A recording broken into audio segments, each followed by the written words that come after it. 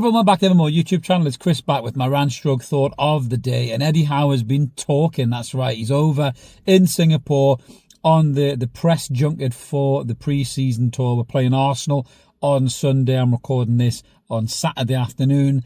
And we've got a game to deal with. Never mind all the other noise in and around it. But of course, Eddie couldn't get out that press conference without the inevitable question being asked. So we're going to unpack what he said.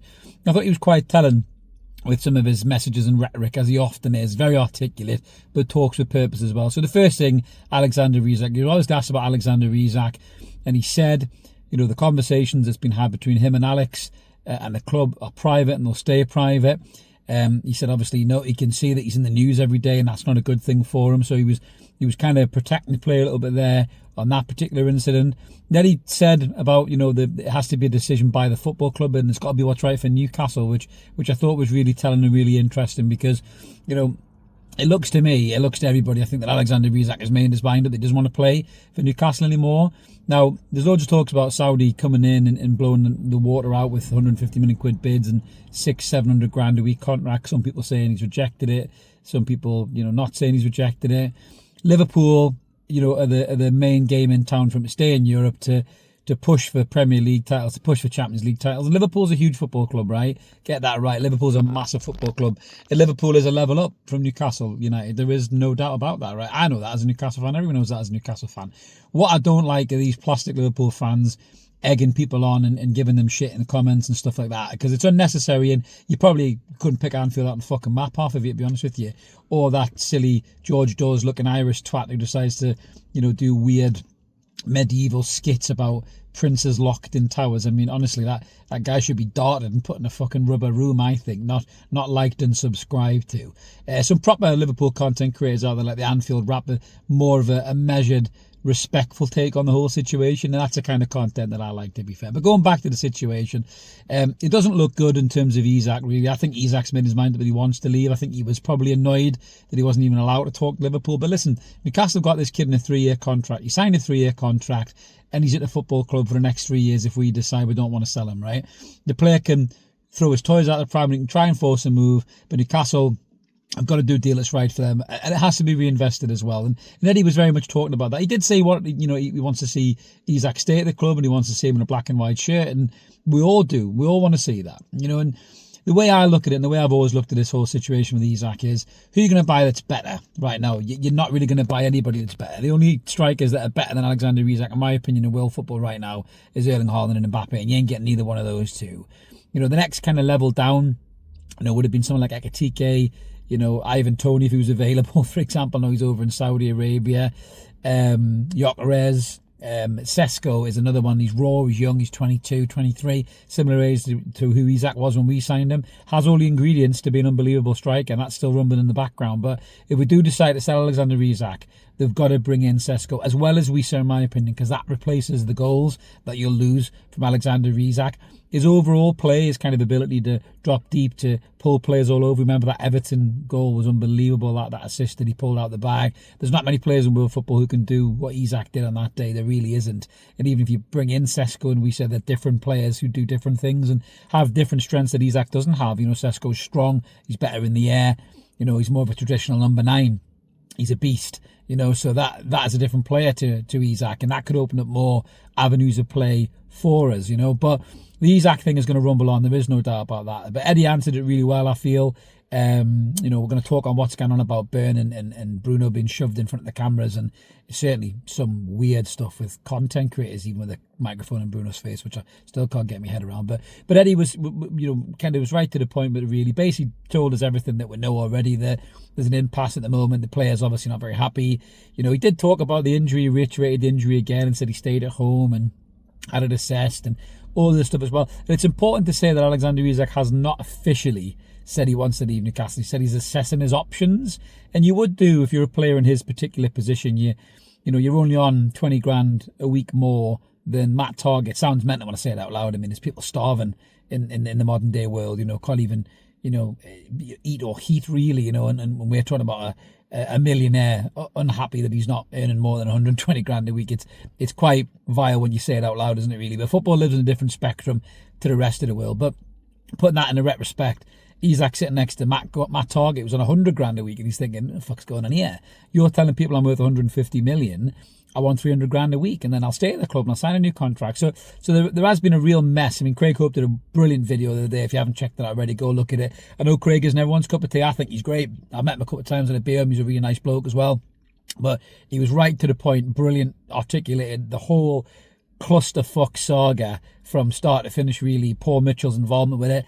Paul Mitchell is going to go down, in my opinion, as one of the worst appointments the club has ever made in this new ownership, because he'd come in straight away, swung his dick around left to right. I've seen other content creators calling him best in class based on what he'd done previously. You know, fucking hell, he looked like an absolute disaster. It's like a Tasmanian devil blew into Newcastle, fucking smashing things all over the fucking place. That's what Paul Mitchell was. What a disaster. You know, it looks like a new sporting director may be on the cards, and possibly a new CEO, you know, who worked for, I think I want to say Jack Ross, I think, who's worked for Nottingham Forest. I may get that wrong. I'll have to go double check that and look it up. And the other guy who's worked for Real Madrid. So get them two in position. Hopefully we can sort this out. But the club could play this like an absolute fucking fiddle, because if these two lads get into position, the first thing sporting director does is get Alexander Isak to sign a new contract. Then he looks like fucking Jesus has come down from the clouds, parted the waves and turned all the water into wine. You know, so we'll have to see what happens with that one. But yeah, Eddie was in that difficult position again, answering that question. And, you know, that was the Isak scenario. It's still going to rumble on. It's going to rumble on right until whatever happens. You know, the noises about Sesko in the background as well. For me, Newcastle need to sign him regardless. Sign Sesko even if you keep Isak for the next season, so the replacement's already there. Give him time to bed in and then step in and be the main man. But we're going to have to watch that, because that's going to rumble on, I think, over the next few weeks. We're talking about player transfers. Eddie was talking about it as well. He said that we're in for a number of players in a number of positions. He said, but it's difficult because the prices keep going up. You know, he said he's talking about quality over quantity of players, and I think that's absolutely right. You know, there's no point going getting 5 or 6 average players who aren't going to enhance your squad a great deal. We need quality.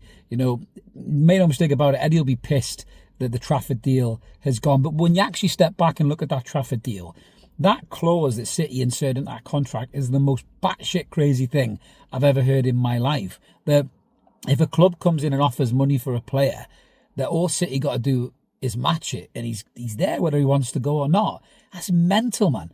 Absolutely mental. These young players signing up to these contracts is fucking nuts. I mean, in terms of James Trafford, you know, I hope it's a good move for his career. I hope he goes and becomes City's number one and for years to come, and you know, and they nurture him and everything. But if he just goes there and sits on a bench and rots away, then what a terrible clause that was to put in a contract. And more fool his fucking agent for allowing that to go in the first place. He's done you over big time, Trafford. You know, but Eddie will be pissed. You know, Trafford wanted to come. Trafford was the goalkeeper that they courted for the last 2 years. Didn't get it done. 27 million was the fee, apparently. We'd agreed. And then mere hours before the deadline, City pulled this trump card clause out, and then there you go, he's going to City. But is there a plan B? Do Newcastle have a plan B for a goalkeeper that can use his feet and play out for the back? Or is it something that you just go, right, fuck it, back burner, concentrate on the right-sided centre-half, concentrate on getting Wisa through the door, concentrate on getting Sesko in, you know, so you've got the cover for Isak already. Look at getting a midfielder in as well. You know, if Isak was to go, you know, there's a lot of murmurings about Morgan Gibbs-White and Spurs, and that's not going to go through.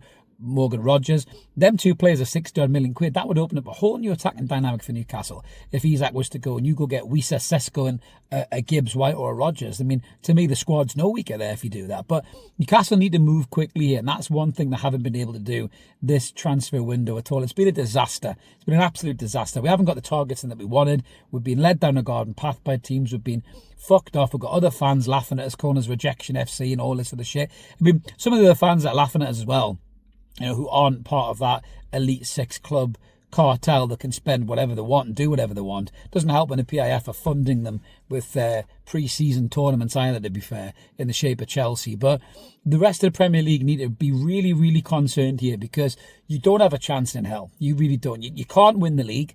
You can't compete, as I said in the PSR video. If you get any good players that you've found and you've scouted well and you've invested in, these big clubs will come and pick them off you. And they just want you to be a feeder club for them. And what kind of competition is that? It's absolute fucking bullshit. Eddie looks like a figure of frustration.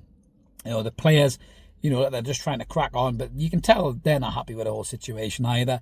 I don't like the way the Isak thing's played out. You know, Eddie's just trying to toe the line with it, really, but I think we're going to see something happen with that probably over the next 2 weeks, I think, whether he stays or goes. I really hope he doesn't go to Liverpool, because I think that's a terrible move for Newcastle if he does. And I know some fans are, you know, are very much of the, oh, you know, he's done so well for us, and, you know, I'll always love him and respect him, and I won't boo him. I'll boo the fuck out of him if he goes to Liverpool and he comes back to Newcastle in a red shirt. And if Joe Linton clatters him, I will cheer louder than I've ever cheered before. You know, so if Isak thinks Newcastle aren't good enough for him, he fucks off to Liverpool, he's getting the boo for me. Maybe not as bad as the Michael Owen treatment, maybe a few decibels lower, but he's still getting booed off me. Let me know in the comments below, if you went to Liverpool and you saw him coming back to St James's Park in a red shirt, would you boo him, or would you be, well, love him, I love him still, he's amazing? You know, because that's not my game at all, to be fair. If it's yours, fair play, but it ain't mine at all. But one thing's for sure, Newcastle made a right arse of this transfer window once again. Nobody at the top doesn't help Eddie Howe. He's trying to wear multiple hats, and it isn't working. We need to get 2 or 3, 4 players in the door in key positions here to focus on next season, to put all this noise away. If Isak goes, he goes. If he stays, he stays. But we need to get this all sorted, get it done and dusted, get the players in, more importantly, you know, and then worry about what's going on with Isak. That could go right to the wire, the transfer window, that one. But Eddie was very telling. I think he shot a message across to the board, as in, I need these players if I can sort this out.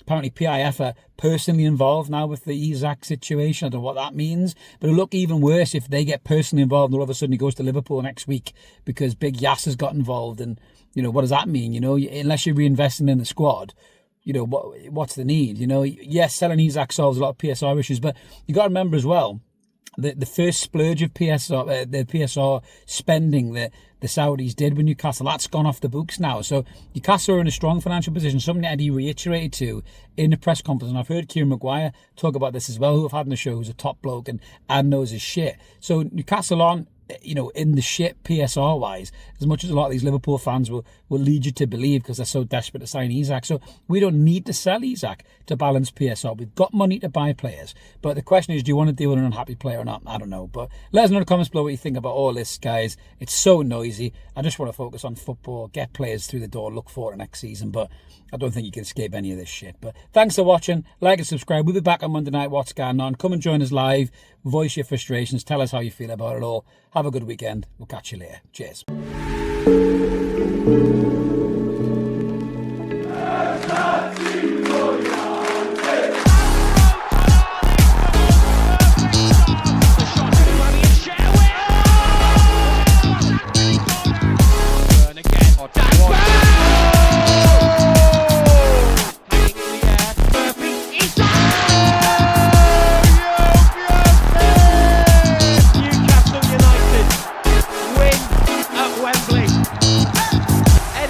Heroes celebrate. They have done it.